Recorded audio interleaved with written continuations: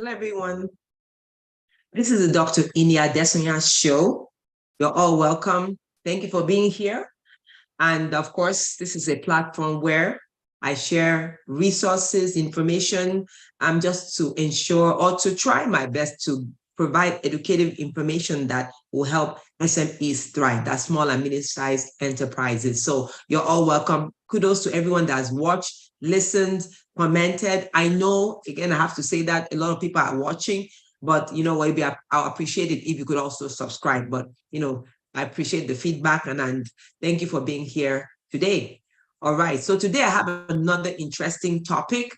I always say that I have an interesting topic. And of course, before we get out there, start the topics, or before I start, I just wanted to say, well, we're happy that we're still in summer.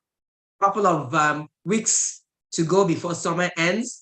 Telling everyone there to go out there, enjoy yourself, have fun, just before the summer ends. All right. Okay, so my topic today, another interesting topic, is 10 effective communication skills that it's an SMEs owner, a small business owner, or business owners should have. I'm going to give you 10 of them, of course. This list is not exhaustive. You could have more than this, but I just, from my professional knowledge and experience, I just felt that these were the 10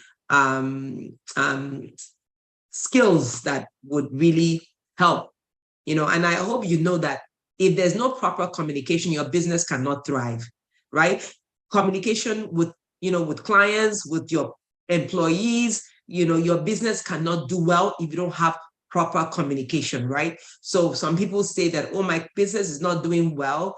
And I always tell people, it could be that there are factors within that you have to also deal with that could actually make your business do well. All right. So it might not be factors that really relate to finances. It might be something that really applies to you. And one of the issues that people have is communication, right? Communication. They have issues with communicating with, as I said, your staff or even customers, clients, just have issues with communication, right? And you don't want that to happen. If there are things that you can fix in-house, I would say do your best to fix those problems in-house. When you fix problems in-house, the problems that are fixed issues in-house, it helps for the business to do well. Because again, it might not be only external issues, there might be issues within the company. All right. So the very first thing that you should do when you want to become, one of the skills, the very first skill I would say, of course, I'm just picking up the 10 skills. I put that in that order because I felt that that's the order of, I felt that that's the right order. Of course, you could put it in any order you like to put it in, but I just decided to do that. The very first one is that you should be a good listener. Communication is not usually only one-sided. Communication should not be only one-sided communication. You should be able to sit back and hear what the other party is saying. Now, let me give an example, right? This is just a very simple example. If somebody says, oh, you know what, could you help me open the door? And then you said the time is 10 a.m., right? You were not listening. You are not listening, right? Of course, the time is 10 a.m., assuming that the time is 10 a.m., but that's not what the person is. So very important for you to be a good listener. Very important. Listen to what the person has to say, in respect of any aspect. We're going to go through some of these points that actually even tie into listening, right? So very first thing is that you have to have good listening skills. Some people just go on and on and on, and they don't step back to listen to what the other person is saying, right? It's very important. Now, I know I gave a very basic and simple example, but we could even put it in so many ways, but I just wanted to make it very basic and very, very simple. All right. So very, very important. Okay. Be a good listener. Okay. Very important. Now, the second point is being precise. Being precise. Don't be ambiguous. Don't hit the nail on the head, I would say. Be precise. You want something done, say, I want ABC done, right? You want B precise. Be, this is what I want from you. This is what exactly I need from you. This is what I need to be done. This is what I require. So be precise. Let people know exactly what you expect or what you actually need, whether it's your employee, because sometimes I hear people say that, oh, my employees, the employer or employee I have is not me, or employees or employee. It could be one, it could be many. They're not meeting my expectations. And I say that, you know what? Were you precise in your expectations, telling them this is exactly what I'm requiring from you as an employee? Or as a customer, these are what, are they precisely? Because somebody might come and say that, oh, but I thought you offered this and that. No, were you precise? Did you tell them, no, this is exactly what I offer, right? I know that usually in business, we have agreements, right? And agreements should be precise. This is exactly what you want, or this is exactly what you are requiring, all right? So you have to be precise. Your communication must be precise, exactly what you're needing from your employee, from your client, from your customer, exactly precise. Okay, so if you're not precise, maybe your contracts are not precise, or maybe there's room for ambiguity. Somebody comes and say, oh, I thought you meant this, but this is what you meant. Please, then maybe you need to change your writing structure. You need to change how you write things. It might not be the contract aspect. You might also be when you're communicating. Not only maybe your emails are just not precise. They're not exactly as you really exactly, not stating exactly what you need, right? What you are requesting. I know in marketing they always say call to action, right? I just relate that to being precise. This is exactly what you want the person to do. All right. So being precise is one of the issues, or one of the skills that a business owner should have, right? Being precise, right? The next point is being concise. What does that mean? It shouldn't be, when you're saying you're precise, very important, but some people, they put so much, should I say, they put so many things around the preciseness. They say, yes, they're telling you to do this and that, but there's so much language, so many things written in the paragraph. And before you even find how it's precise, yes, the points might be precise, but there are so many things listed. So you can't even find out the precise things that is actually the precise items or the requests from the business owner. You don't even know what, yes, is there. If you look at it, it's there, but there are too many things in the paragraphs. There are too many things listed. I love using PowerPoints. I have clients that are so busy, right? So PowerPoints work best for those clients. They come, hit the ground running. They say, okay, this, right? This, that. They know this is exactly what is expected, right? Maybe in all cases, you might not really need the PowerPoint, but no, I won't say PowerPoint. I said bullet points. I meant to say bullet points, not PowerPoints. Bullet points. Bullet point. I always like using bullet points, right? This, that, because it's exactly what I want done, right? Or what I expect from my employee, or what I expect done in any point in time. Because sometimes, really, a lot of people are, not sometimes, so many people are busy. Not busy. I mean, they don't want to read, there are maybe 3 precise points, and they have to read 3 pages to get those precise points. So that will not work. So I would say that what you're saying is good. Yeah, it's precise, very precise. But is it concise? Is it concise? Is it exactly what you want the person to see, right? When it comes to what you are requesting from the person, or what you want the person to know about what you need, not only requesting, or what you need the person to do. So it should not be something that I can't even find out, like a maze, right? I'm looking at the email and I'm saying, okay, yes, I see number 1, but I'm still looking, I'm still digging. It's not like a maze or a game. No, nobody really, you don't want your business, you don't want there to be, should I say, I would say downtime, because I would say that's a waste. That's not down. I would say, okay, it could be downtime and inefficiency. right? Because somebody using productive time to figure out an email, because an email that's actually saying that there are 3 points in that email, but you're using productive time to go through maybe 4 attachments, because you're looking for the precise points, right? So that is not good. So apart from it being precise, it should be concise, exactly, short and not, too much fat. Of course, I'm not saying you shouldn't greet people, of course, but maybe, ask them about here and there, things like that. But that's when it comes to exactly, it should be something that somebody can get what they see. They can actually see what you want them to see, either in an email or even when you're speaking to people. Sometimes I tell people, yeah, not rudely, but I say, you know what, let's go to, what is it that you're expecting us to do or for me to do? I like going to the point, because yeah, all those things, I think it's good, but when it's too elaborate, we really lose focus of why we're actually doing what we're doing. So I always like getting to the point. All right. All right. So the next point, the fourth point, is be enthusiastic, right? One thing I teach part-time, and I do a lot of presentations. And what I do, because I know that I teach taxation, accounting, and I know sometimes people think that accounting and tax are very technical. So what I try my best in my classes, is to be enthusiastic, right?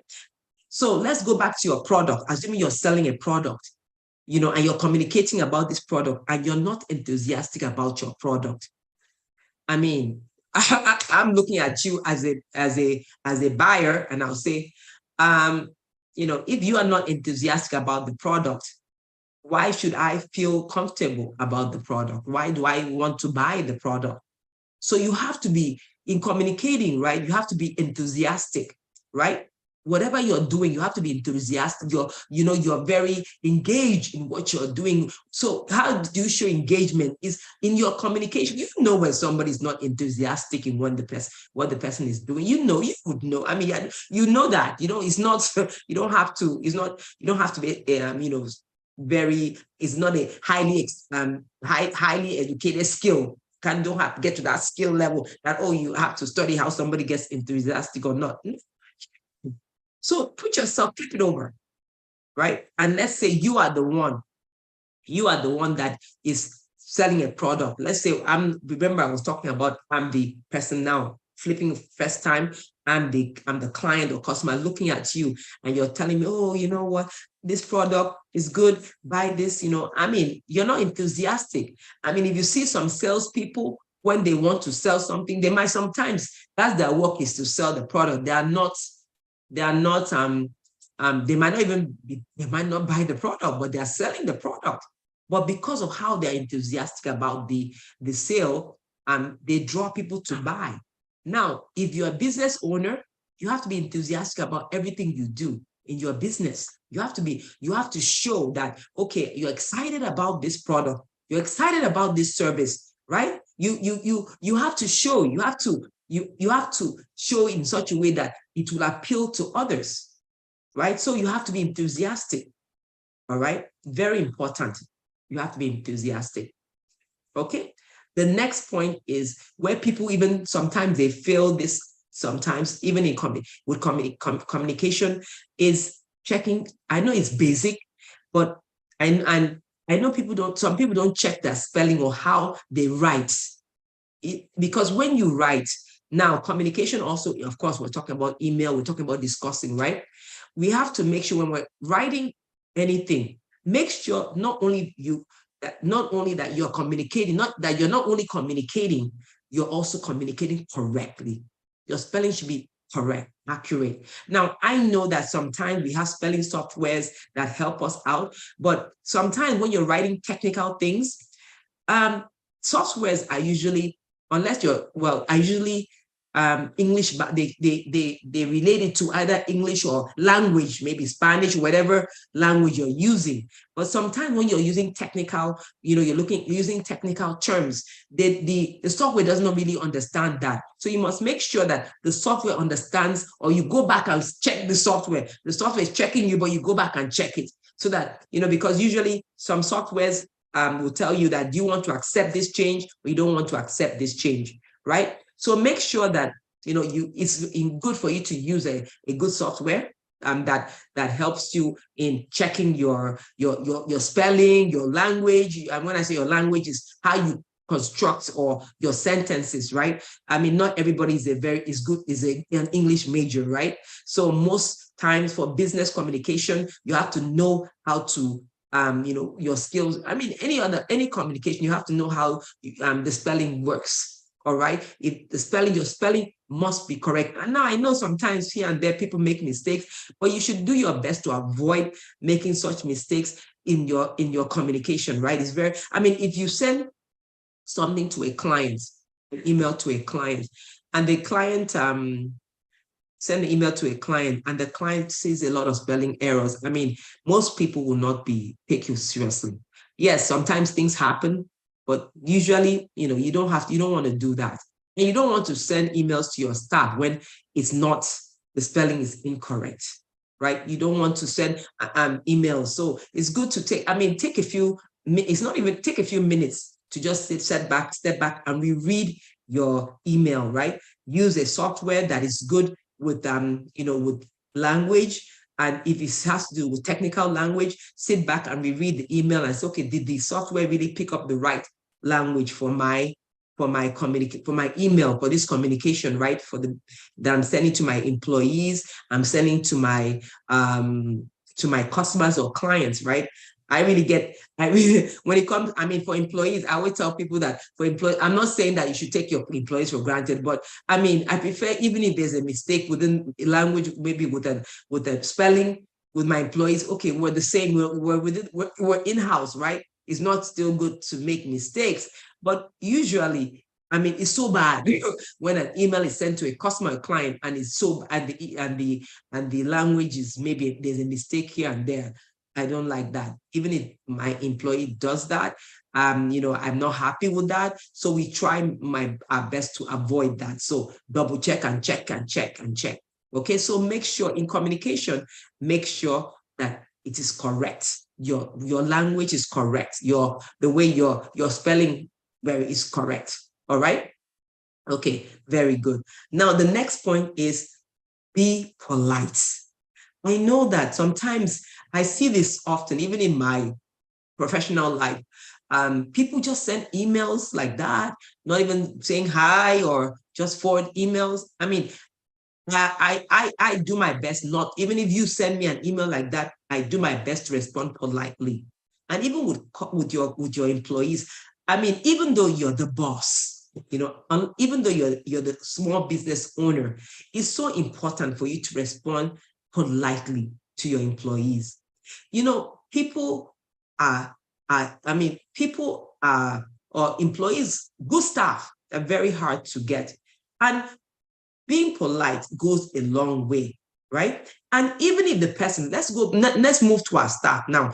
Even your staff messes up, there's something that your staff does that is not right. The way you approach your staff makes a difference. You can tell them that, you know what, call them into your office, right? Now, first of all, as I say, call them into your office. That's the first step. You don't stand out with other employees and make that person feel bad. You do not do that. You don't make the person feel bad, even if the person made a mistake, right? You call the person to your office and tell the person that, okay, you say, I appreciate what you've been doing in the past. And, but there's something I noticed, and this is the error you made, right? try not to make this error again because of the implication. If it comes to even warning, I understand that, but assuming this person has not been making that kind of mistake and the person made that mistake, something has happened. Something could be wrong with that person, maybe in the person's family, or something that is affecting that person, and so it's so important. I'm going to relate that politeness to, empathy, which is one of my other points. But, sometimes people make mistakes, but your manner of approach, politeness makes a difference. Somebody can say, you know what, yes, I didn't know, and I will correct myself and do better. Of course, the person continues doing that over and over again, that might be an issue. But you want to make sure that that person, that person understands that you're not trying to chastise that person in public, embarrass the person. Even when you're one-on-one, you're not trying to talk down to the person. Even if you're with the person, you're in the office with that person. You don't want that. You don't want that, because it's very important to be polite when you're even talking to customers or clients. No matter, I know people, it's hard, but sometimes it's hard. Sometimes customers and clients are rude, but you don't have to be on that same platform. When they're rude and when they're really rude like that, you don't have to respond to that person the same way the person responds. I've seen cases that somebody is rude and the person responds in a very nice way, and that person actually feels bad, even breaks down, starts feeling bad because something's going on in their lives, right? So of course, I don't justify. I'm not saying that if somebody is very rude and has a manner and uses bad words, you should stay there. No, I'm not saying that. But I'm just saying that you can move away, but I know I've seen cases that when you respond in a way that is not in the same way that they expect, they actually realize that, oh my goodness, why am I talking to this person like this? All right. So it's very, very important for you to be polite. I'm not saying it's an easy task. Sometimes it's not, but it's a training. You train yourself to be polite no matter what. And of course, any staff that sees that you actually sit back and recognize that they are, that they're important. Because if you are polite to someone, it means that they recognize that staff is an important part of your company, because that person will see himself or herself like that.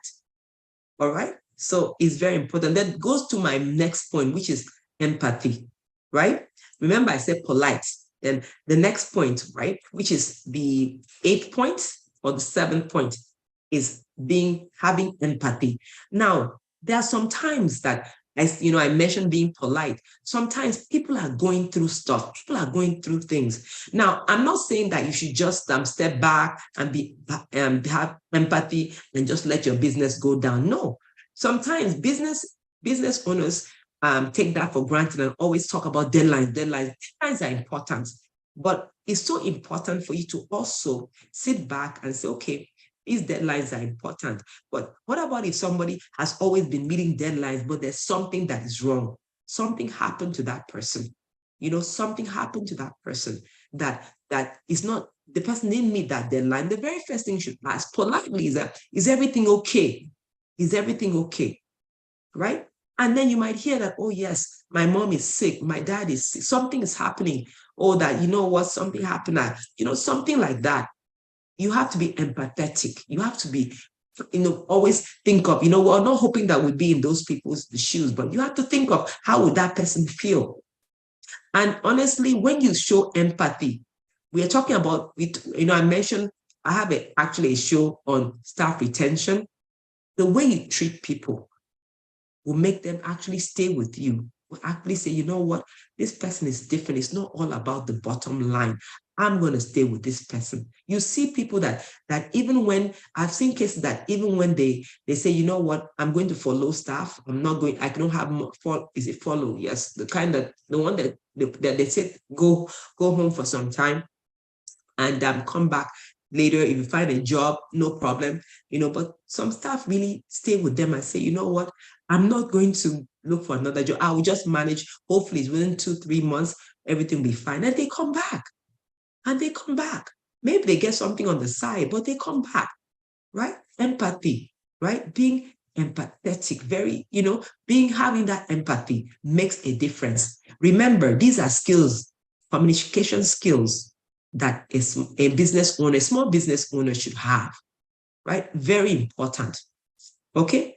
The next point, which is the 8th point, is guide your body language. Guide your body language. No, because sometimes, I remember when we were growing up, some people say, but I say sorry, but their actions did not match the sorry. Look at kids, kids have, maybe they are squabble over toys, and then one person gets, they just squabble, and then one person gets the toys and the other one starts crying. You tell the other one, say sorry. And the way they say sorry is not really really saying sorry because of the way they're acting. You say, oh my goodness, that is not really sorry, right? That's not really the sorry, right? So even us as business owners, we have to make sure that when we say something, our body language matches what we say. You're empathetic and you're not being sarcastic when you're empathetic, right? You're polite, but you're not being sarcastic when you're polite. You're not in a way that people see that, yes, this person doesn't really mean the sorry, doesn't really mean that they're not really polite. You have to learn that your body language should match what you're saying. You have to learn that. You have to make sure, right? I know there are scientists that study body language, but you don't even have to be a scientist to understand people's body language to a certain extent. I'm not saying that there are no specialists, that's different, but to a certain extent, you understand when somebody is sincere. You understand when people are sincere. So you want to be that business owner that is sincere, that is transparent, that your body language matches everything you say. Your body language matches everything you say. Your sorry, your attitude matches, your enthusiastic, it matches. Your body language is very important. So you want to make sure that those match, what I'm just saying, that it's not like you're saying something, but your action doesn't show that what you're saying is exactly what you mean. Okay? So it's very important. All right? The next one is the next point, which is the 9th point, is, it's very important for you to use an effective communication software. Now, I've talked about, remember, communication is writing, speaking, general communication. Communication softwares are very important, right? There's so many out there, and I'm not going to mention names, but just you can find out what works for you, so that everybody can be on the same page. I know that there are some communication software that when you put something there, everybody sees it. There's a way you can actually have it there in groups and make sure everybody sees what you're communicating or saying, right? So in addition to having emails, sending emails here and there, but there are a lot of communication softwares out there. So it's not bad for you to have one that is good. So it's a good thing to have. Now, of course, it depends on the number of staff you have. But even if you have more than one staff, you might say that, you prefer, depending on what you prefer. So again, I'm not here to tell you which one to use, but it's very important because communication it works well when it actually gets to the right quarters. All right. If you're communicating with me and I don't receive that communication, then that's bad communication. All right. So make sure that you are using, even if you're not using a software, but if you make sure that it reaches everybody that it needs to reach, any announcement. If you are using a communication software, look for the one that works for you. Remember, I mentioned in one of my shows about, technology, which one works for you. Look at the pricing. Look at what meets your needs. I know a lot of people say, oh my goodness, my friend is using it. My friend that has this business is using it. But you have to know that your needs might be different from that your friend's needs. So make sure you investigate the software you want to use if you do want to use a software. And then the final one, the 10th one, is listen to feedback. I know the first one I said, be a good listener, but I'm expanding on that. This is not just being a good listener, but listening to feedback. Somebody might, in fact, not only listen, I'm not saying that you should not only listen, but actually act on it. Be open for feedback. Let me give you three prongs of this point. Number one, be open for feedback. Ask people for feedback. It could be for a project. Ask your staff. Ask, maybe it can be something you want to sell, right? So first of all, open for feedback. Two, listen to the feedback, because some people get feedback, but they don't pay attention to the feedback. And number three prong of this point is act on the feedback. And when I say act, you don't have to act on every feedback. Act on, because I tell people that, you know what, I love constructive criticism. That's what I love. I love constructive criticism.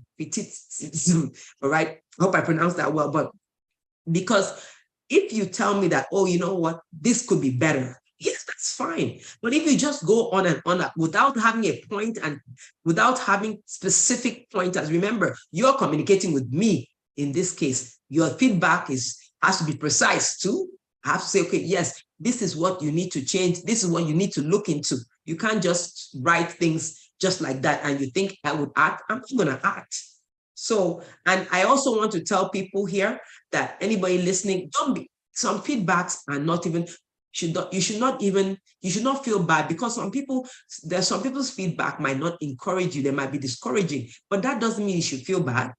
As if the feedback is to change an aspect of your business that will it not change, improve, please, it's fine, that's fine. But if the feedback is just there to ramble, there's no need to even pay attention to that feedback.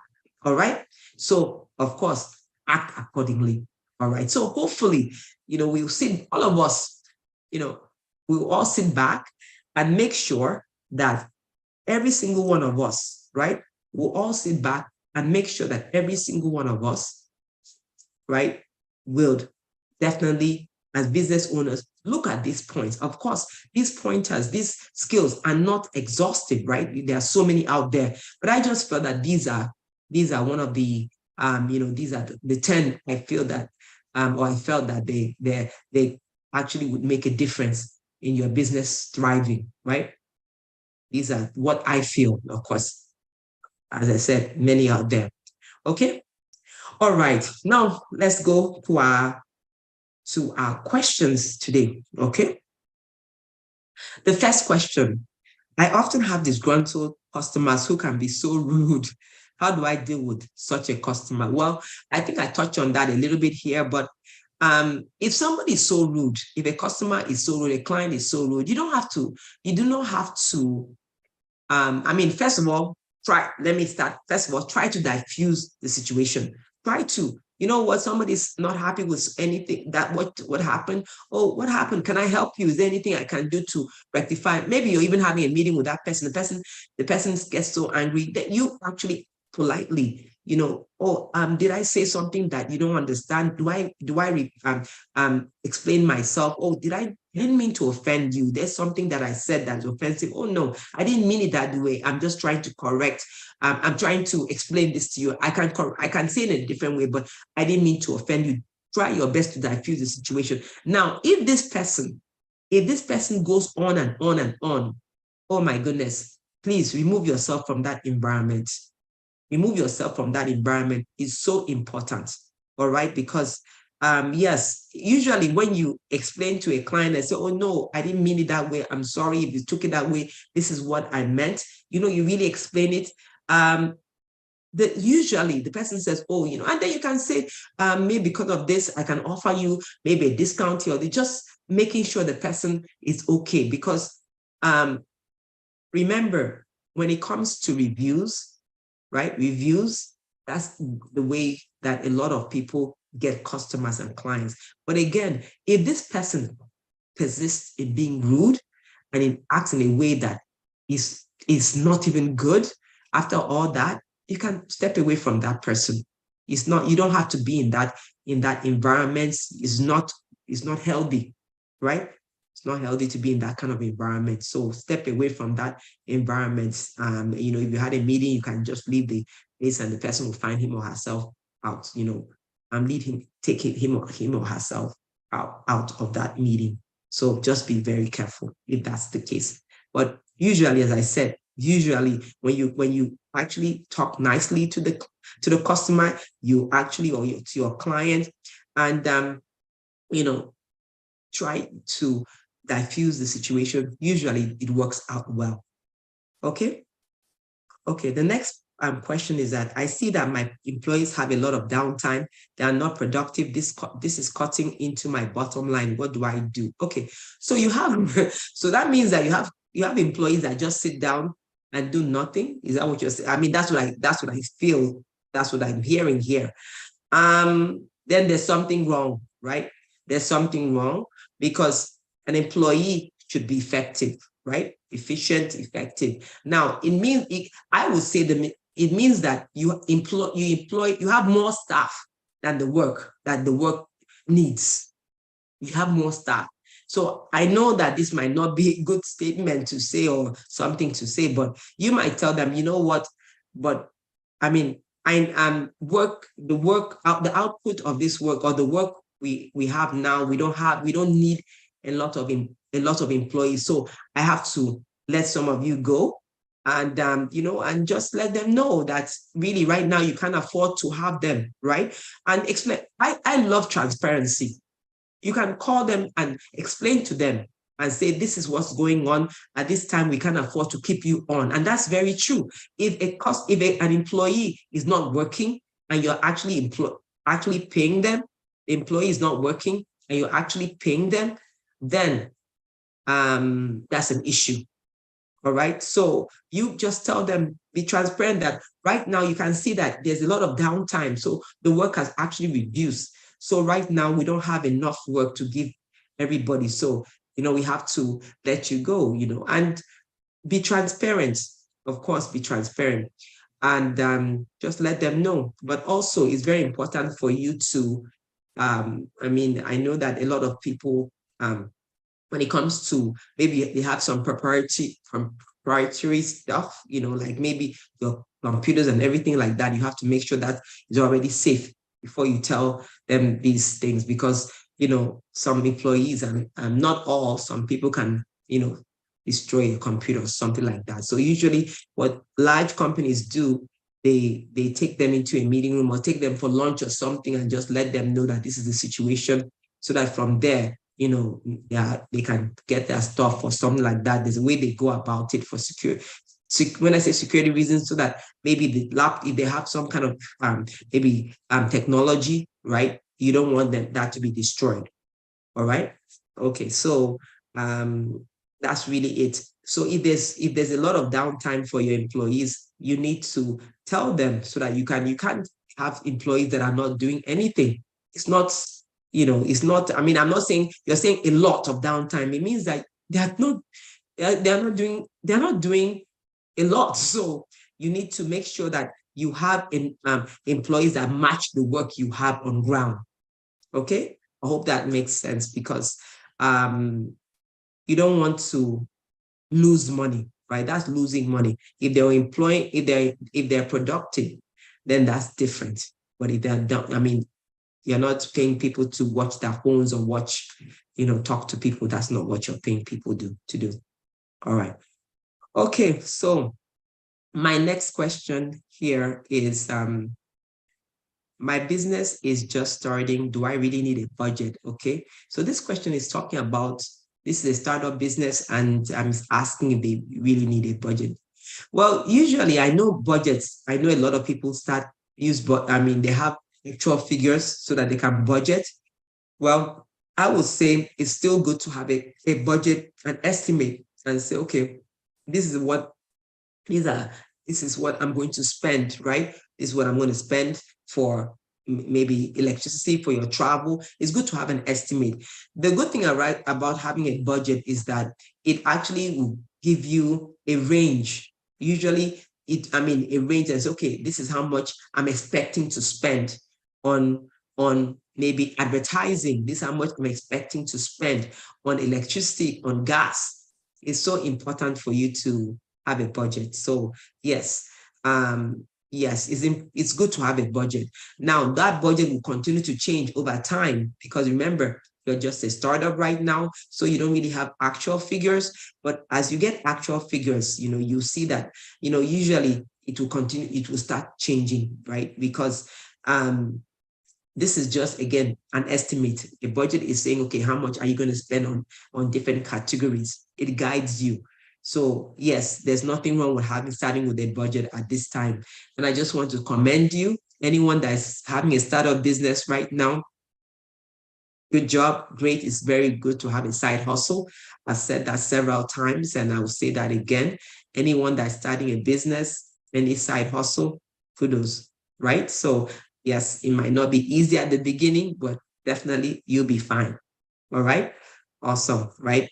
And I hope that with the resources I provide, of course, it's for educative purposes only, it will actually give you a platform to have the knowledge base to talk to a professional that will make sure you will do well, you will thrive. This information is for you to just sit and say, oh, yes, you've heard of this, you've heard of that. What is there something that we can use this information to do within my business? Remember, every business is usually different.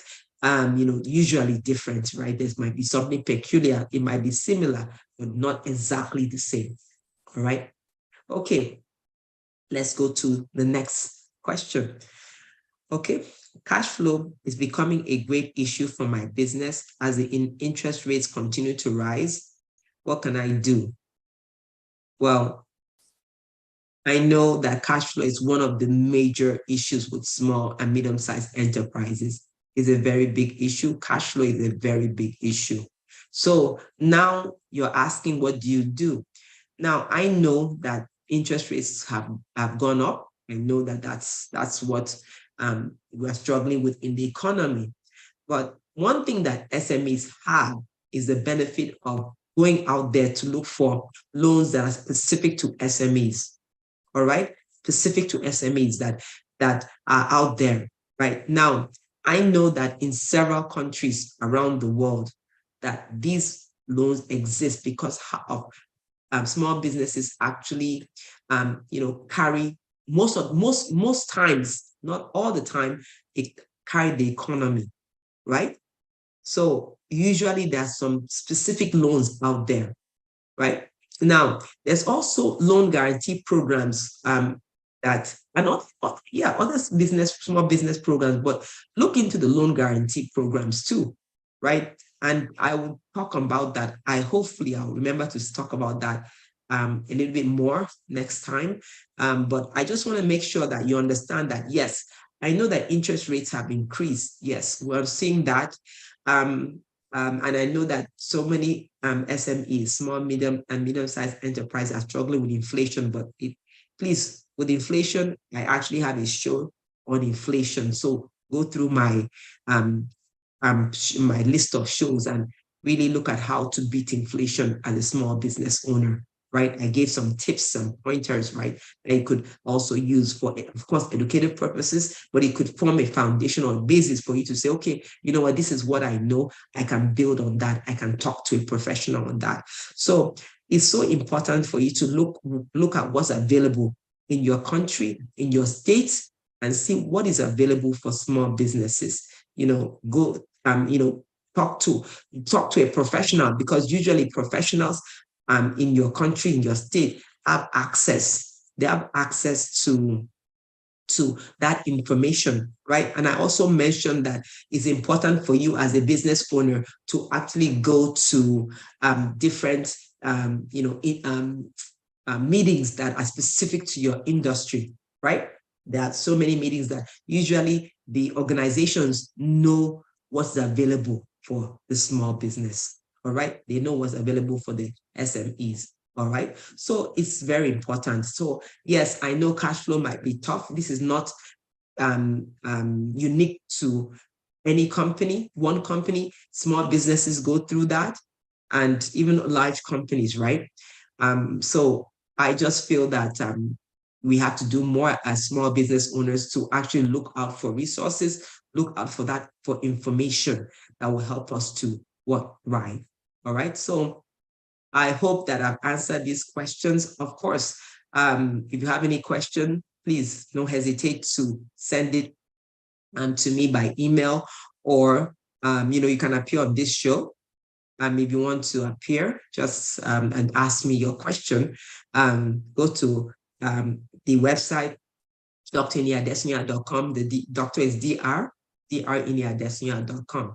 And I hope that this program has actually helped people to understand how do you effectively communicate. It's so important for us to know that. It's so important. All right. Of course, as always, it's wonderful to be here this evening and or this afternoon or this day, wherever you're listening. All right. But make sure that as an SME, if I could give all this educative information, but you have to be intentional, right? Intentionality equates to thriving. So I'll see you next time. Have a good one. Bye for now.